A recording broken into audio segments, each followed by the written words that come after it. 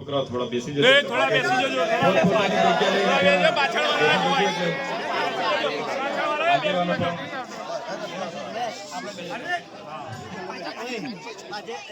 આજે લીંબુ છાપરી આપણા મહોલ્લામાં અમે આવ્યા છે ત્યારે અગાઉ આપણા ફળિયાના ઘણા મિત્રો મને મળ્યા હતા અને એમણે મને આગ્રહ કર્યો હતો કે અમારા ફળિયામાં પણ તમારે આવવું જ પડશે।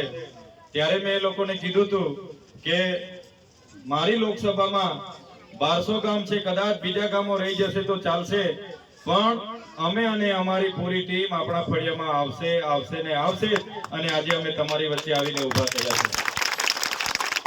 ત્યારે આજે તમારી વચ્ચે ઇન્ડિયા ગઠબંધનના તમામ સાથી મિત્રો અમે સવારથી જ લઈને આજે પૂરા બજારમાં ફરીએ છીએ। ત્યારે શમશાદભાઈ, સલીમભાઈ, આમ આદમી પાર્ટી ભરૂચ જિલ્લાના પ્રમુખ એવા પિયુષભાઈ, સામાજિક અગ્રણી એવા સેજલભાઈ, જફરભાઈ, તમામ સાથી મિત્રો અમારા હરીશભાઈ, પૂરા દિવસે અમે લોકોની વચ્ચે ગયા છે, પછી પણ અમને થાક નથી લાગ્યો, કેમ કે જ્યાં પણ જઈએ છીએ તમારા જેવા જ આખા ફળિયાના લોકો ફૂલહારથી સ્વાગત કરે છે, આરતી કરે છે, એટલે અમારો આખા દિવસનો થાક પણ ઉતરી જાય છે। અમને ભરૂચની ચિંતા હતી, પણ અમને ભરૂચની ચિંતા હતી કે વિસ્તાર મોટો છે, બજારમાં હજુ ફર્યા નથી તો શું થશે, પણ આજે સવારના અમે બજારમાં નીકળ્યા છે ત્યારે તમારા જેવા માતા બહેનો, વડીલો, યુવાનોનો સહકાર મળ્યો છે, આશીર્વાદ મળ્યા છે અને દુઆઓ મળી છે, ત્યારે હવે ભરૂચની ચિંતા કરવાની જરૂર નથી। ત્યારે તમે જોઈ લો, આજે સમય એ આવી ગયો છે। આપણે આપણા સમાજના વડીલ જ્યારે મનસુખ દાદા લડતા હતા તો તમે ને અમે બધા એમને સહકાર આપીને છેલ્લા 30 વર્ષથી લાવીએ છીએ ને આપણે લાવીએ છીએ।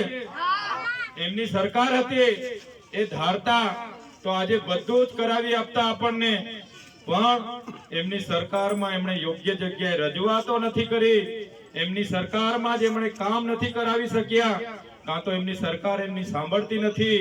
આજે જ્યારે આપણા મહોલ્લામાં અમે ફરીએ છીએ, નાના નાના ઘરોમાં 2-2, 3-3 ભાઈઓ સમૂહમાં રહી છે, આજે પ્લોટ નથી, પ્લોટની માંગણી કરીને થાકી ગયા, પણ આજે નવી પેઢીને નવા પ્લોટ નથી મળ્યા, આજે કેટલાય જણને હજુ આવાસ નથી મળ્યા। આજે ઘણા આપણા મહોલ્લાના એવા ઘણા જણો છે જેમને આજે સસ્તા અનાજનું એક અનાજ નથી મળતું, આવાસ નથી મળતી। ત્યારે હું એવું કહેવા માંગુ છું કે 30 વર્ષ દરમિયાન એમની સરકાર હતી, એ ધારતા તો બધું જ કરાવી શકતા। આપણા ફળિયાએ ખૂબ સહકાર આપ્યો છે, આપણે બધાએ ખૂબ સહકાર આપ્યો છે, છતાંય આપણું ધ્યાન આ વખતે નથી આપ્યું એમણે આટલા વર્ષથી। ત્યારે હવે પાછા 5 વર્ષ માંગવા માટે આવવાના છે, પણ મનસુખ દાદાએ 30 વર્ષ કઈ નથી કર્યું તો હવે 5 વર્ષ પણ કરવાના નથી। ત્યારે આ વખતે આપણે બધાએ મનસુખ દાદાને હવે આરામ આપી દેવાનો છે। આરામ આપી દઈએ ને, ઉંમર પણ થઈ છે એટલે હવે આરામ આપીએ। તમારી વચ્ચે તમારો દીકરો આવીને ઉભો છે, આ તમારા દીકરાને જીતાડવાની જવાબદારી હવે તમારે લેવી પડશે। તૈયાર છો બધા? આ તમારા ભાઈને જીતાડવાની જવાબદારી હવે તમારી થઈ પડે છે।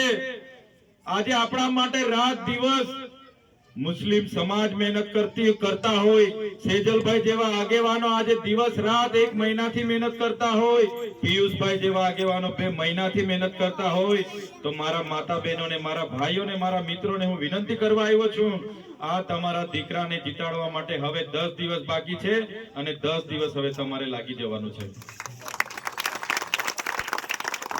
તમે આ ચૂંટણી મારા માટે સંભાળી લો। આ ચૂંટણીમાં તમારા દીકરાને, તમે તમારા મિત્રને પણ કહેજો આપણા ચૈતર વસાવાને લાવવાનું છે, તમારા બહેનપણીઓ હોય એમને પણ કહેજો, જ્યાંથી આપણે દીકરીઓ લાવ્યા છે એ વેવાઈને પણ કહેજો, વેવાણને પણ કહેજો કે આ વખતે આપણા ચૈતર વસાવાને આપવાનું છે। કહેશો ને તમે? જ્યાં આપણે વહુ લાવ્યા છે, જ્યાં આપણી દીકરી આપી છે, વેવાણને કહેજો, વેવાણ અમારો ભાઈ ઉભો છે, એમને મત આપજો, નહીં તો સંબંધ બગડી જશે। કહેશો ને તમે? એટલે વેવાય ને વેવાણ આપણા હાથે સંબંધ નહીં બગાડશે, સામેથી કહી દેશે કે ભાઈ તમે કીધું એટલે અમારે આપી દેવાના, આપી દેશે ને, કેમ કે પાછા મહેમાન આવવાનું છે આપણે ત્યાં। એટલે મારા માટે આટલી વિનંતી કરજો. હું તમને આજે વાયદા કે વચન તો આપવા નથી આવ્યો, ભાષણ કરવા માટે નથી આવ્યો, પણ જે દિવસે આપણે ચૂંટાશું, આપણા જ તાલુકામાં મારું કાર્યાલય હશે, આપણે ત્યાં નાનું મોટું સુખ દુઃખનું પ્રસંગ હશે, આપણા યુવાનો સાથે કોઈ વહીવટી તંત્ર અન્યાય કરશે, આપણી માતા બહેનો સાથે કોઈ વહીવટી તંત્ર અત્યાચાર કરશે, તમે અમને રાતે બોલાવશો, અમે 12 વાગે પણ અમારી ટીમ સાથે આપણા ફળિયામાં આવીને ઉભા થઈ જઈશું.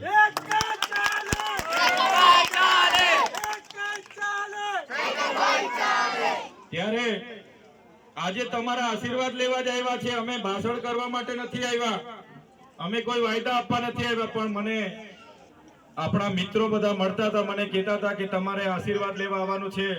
ત્યારે તમારા આશીર્વાદ અમે લીધા છે, અમને તમારા આશીર્વાદ મળી ગયા છે. અમે મોટા મોટા નેતાઓ ભેગા થયા છે, મોટી મોટી પાર્ટીઓ એક થઈને અમારી સામે છે, છતાંય આપણે ડરતા નથી.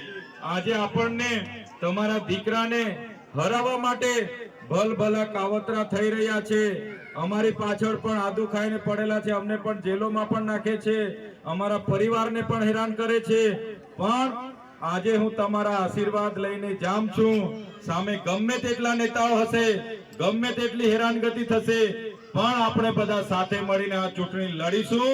તો હું તમને વચન આપું છું, આ વખતે આપણે જીતીએ છે ને જીતીએ છે. કોઈ આપણને હરાવી નહીં શકશે.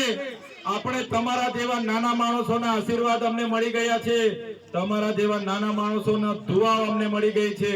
કોઈ તાકાત નહીં આપણને હરાવી શકશે. વચન પણ આપું છું. આજે